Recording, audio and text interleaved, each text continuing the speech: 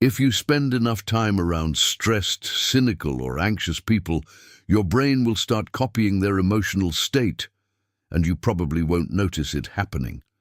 The result isn't just a bad mood, it changes how you interpret problems, how confident you feel making decisions, and how much initiative you take at work.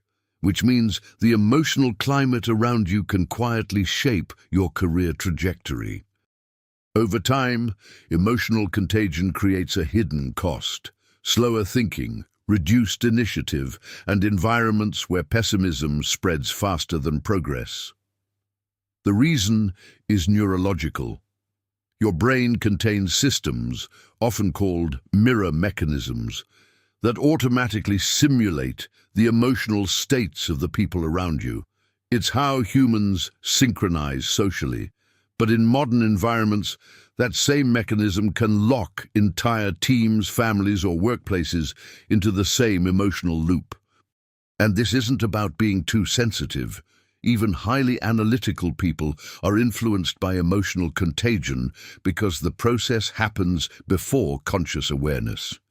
In this video, we'll look at 3 signs your brain is absorbing other people's emotional states and 1 adjustment that protects your mental clarity without isolating yourself from others. The day usually begins the same way. You open your laptop, check messages, respond to a few emails, and scan the tasks waiting for attention. Nothing unusual, nothing urgent, just the normal rhythm of work. A message pops up from a coworker, asking for clarification on something small. You answer quickly. Another message arrives in the team chat. Someone is frustrated about a delayed project. You read it, type a short response, and move on. Most of the morning is spent solving small problems. Fixing a spreadsheet formula, replying to questions, forwarding information someone needed. Each task feels reasonable, responsible, and productive. You're moving things forward 1 step at a time. Around you, conversations continue in the background. Someone mentions how exhausting the week has been. Another person jokes that nothing ever goes smoothly around here. A third person sighs while describing a client who keeps changing requirements. None of it feels particularly important. It's just the tone of normal workplace conversation. You keep working. Another message appears asking if anyone has a quick update on a project. Someone responds with a long explanation about why progress has been slow. A few others react with the same tired humor people use when expectations feel heavy. You read it briefly, then return to your task list. By mid-morning, your calendar shows a few decisions you plan to make today. Nothing dramatic, just choices about priorities, timelines, and next steps. But before getting to those, another message arrives. And another. So you answer those first. The small tasks keep coming. Each one seems easier than stepping back and making a larger decision. So you keep moving through them, one after another. Busy, responsible, productive. At some point you notice something subtle. The room feels slightly heavier than it did earlier. Not dramatically different, just a small shift in tone. Conversations sound a little more tired, a little more skeptical. No one says anything directly about it. But the emotional atmosphere in the room has quietly changed. And the strange part is this: you can't point to the exact moment when it happened. By the afternoon, nothing dramatic has happened. No major problems, no crisis, no clear reason for the day to feel different. And yet something has shifted. You open a document that requires a bit more thinking than the small tasks you've been handling all morning. It's a decision about direction, something that will affect the next few weeks of work. Normally you would just start outlining the options, but instead you hesitate for a moment. You glance back at the team chat. Someone has posted another update about delays in a different project. The conversation underneath it is filled with cautious responses. Let's see what happens. Probably safer to wait. Not sure it's worth pushing right now. No one is arguing, no one is angry.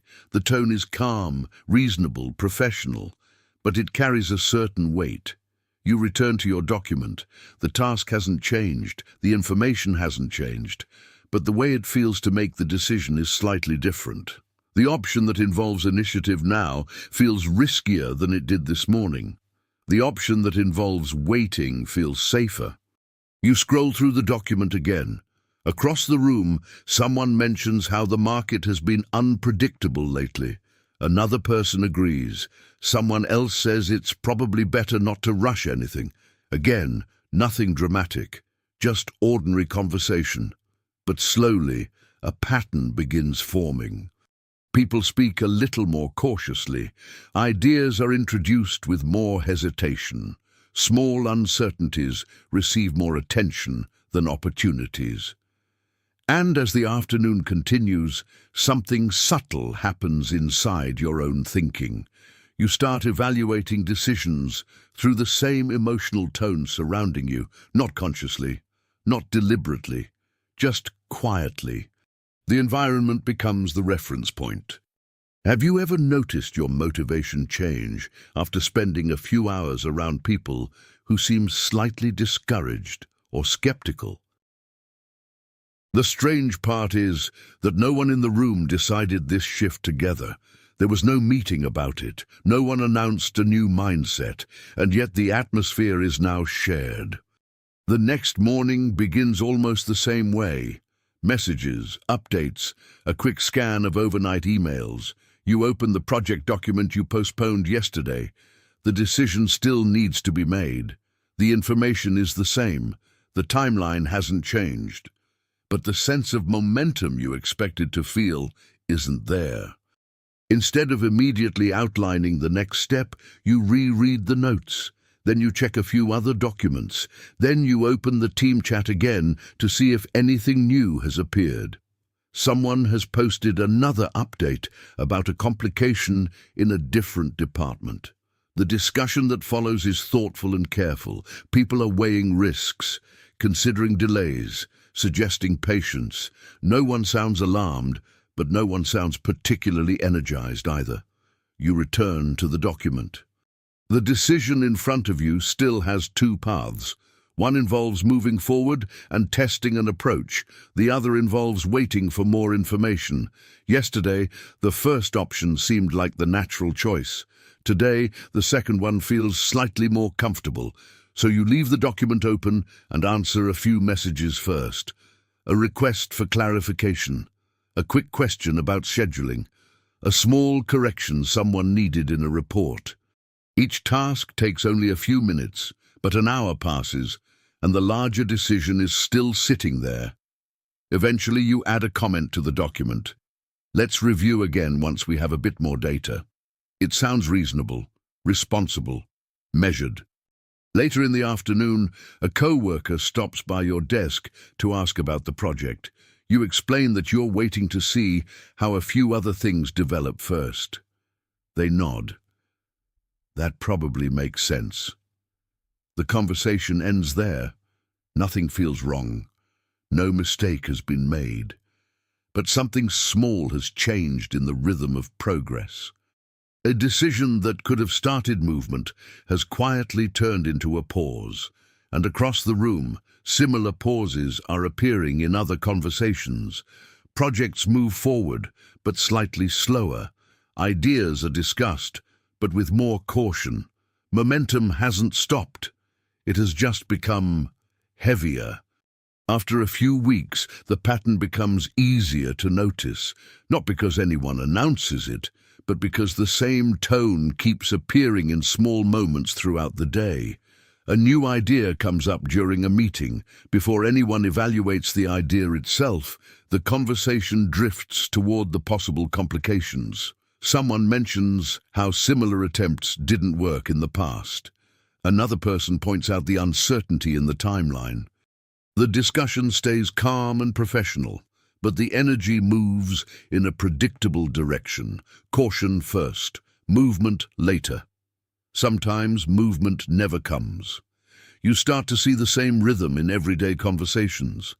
When someone shares a potential opportunity, the room grows quiet for a moment before responses appear. Not negative, just restrained. When someone mentions a risk or obstacle, people respond quickly. Those conversations gain momentum much faster. It's subtle but consistent. Certain emotional signals spread through the group faster than others. Over time, people begin adjusting to that rhythm without realizing it. Ideas are presented more carefully. Plans include extra layers of caution. Initiative becomes something that requires more internal effort than it used to. And because everyone is adapting at the same time, the change feels normal. No one feels like they're holding the group back. Everyone simply feels realistic. When you share an idea in a group, do you notice yourself adjusting the way you present it, depending on the emotional tone in the room? Weeks pass, and the environment stabilizes around this shared emotional setting. Decisions still happen, projects still move, but the atmosphere now quietly guides how quickly people act, how confidently they speak, and how much initiative feels comfortable to take. No one planned it, yet the pattern continues repeating itself. At first, the environment still feels stable. Deadlines are met, meetings happen, projects continue moving forward. Nothing looks obviously wrong from the outside. But after a while, you start noticing small differences in how people approach their work. When a new project appears, the first reaction is no longer curiosity, it's evaluation. People look for potential complications immediately. They analyze constraints, dependencies, and possible delays before anyone talks about what the project could become. The conversation sounds intelligent, careful, but it also carries less forward momentum. Someone suggests trying a faster approach. The room pauses. Another person gently explains why that might introduce risk. A third person proposes waiting until more information becomes available. The discussion ends with a reasonable conclusion. We'll revisit this next week. Nothing about the decision seems irresponsible, but the same outcome keeps appearing across different situations. Opportunities stay open longer than necessary. Ideas circulate without turning into action, and over time a quiet cost begins to appear. Progress slows just enough that no single moment explains it. Initiative requires more internal effort. People who once spoke quickly now choose their words more carefully. Even confidence begins to feel conditional, something that needs group agreement before it appears. The interesting part is that no one in the room believes they are influencing this shift. Each person simply feels like they are reacting logically to the environment around them. But the environment itself is being shaped by everyone at the same time. The emotional tone circulating through the group has become the reference point for how decisions feel. And once that tone stabilizes, it starts guiding behavior in ways no one intentionally designed. At this point, the pattern starts to make more sense. Not because someone finally points it out in the room, but because the structure behind it becomes visible. Human brains are built to synchronize with other humans. When you watch someone express an emotion, frustration, enthusiasm, hesitation, parts of your brain automatically simulate that same state internally. The process happens extremely quickly, often before you consciously evaluate what you're seeing. Researchers often refer to this as a mirror mechanism. Certain neural systems activate both when you experience an emotion and when you observe someone else experiencing it. The brain essentially runs a brief internal copy of what the other person is feeling. Most of the time, this is incredibly useful. It helps people understand each other. It allows groups to coordinate quickly. It creates the sense of shared experience that makes teamwork possible. But the same mechanism has a side effect. Because the simulation happens automatically, the emotional tone of a group begins to synchronize. If several people around you are calm and optimistic, that state spreads through the room with very little effort. If several people are cautious, frustrated, or skeptical, that tone spreads just as efficiently.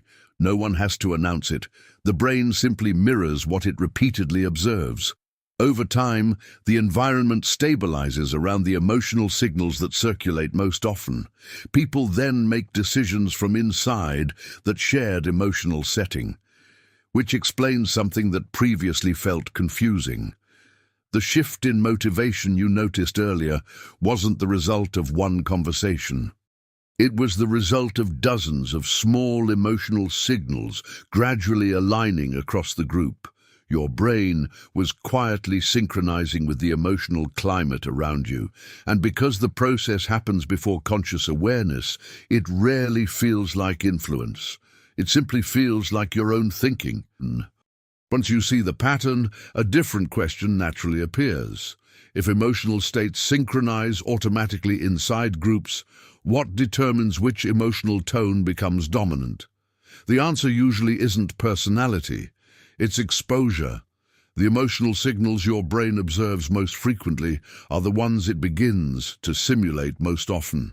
Over time, those repeated signals start shaping how decisions feel inside your own thinking. Not dramatically, just gradually.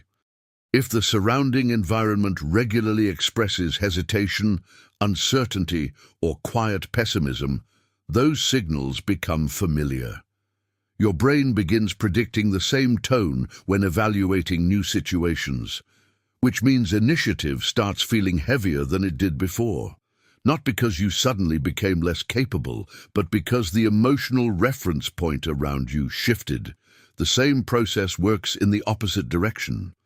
In environments where people regularly express curiosity, forward movement, and problem-solving energy, those signals spread just as efficiently. Ideas gain traction faster, decisions feel lighter, momentum builds more easily. And none of this requires isolating yourself from other people. The adjustment is much smaller than that. It comes down to paying attention to the emotional climate you repeatedly expose your mind to, especially in the environments where you make important decisions. A short conversation with someone energized about solving problems can change the tone of an entire afternoon. A team that regularly focuses on progress rather than obstacles gradually develops faster collective momentum. Over months and years, these small differences accumulate. Because when emotional contagion sets the background tone of a workplace, a team, or even a group of friends, the consequences appear quietly. Some environments slowly narrow initiative, others expand it. And without noticing it, people inside those environments begin making decisions that align with the emotional atmosphere surrounding them. Which brings us back to the risk mentioned earlier.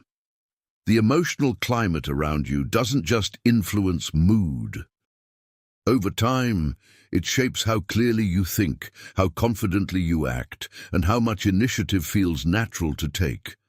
And because your brain mirrors the signals it sees most often, the environment you spend time in today can quietly influence the trajectory of your decisions for years.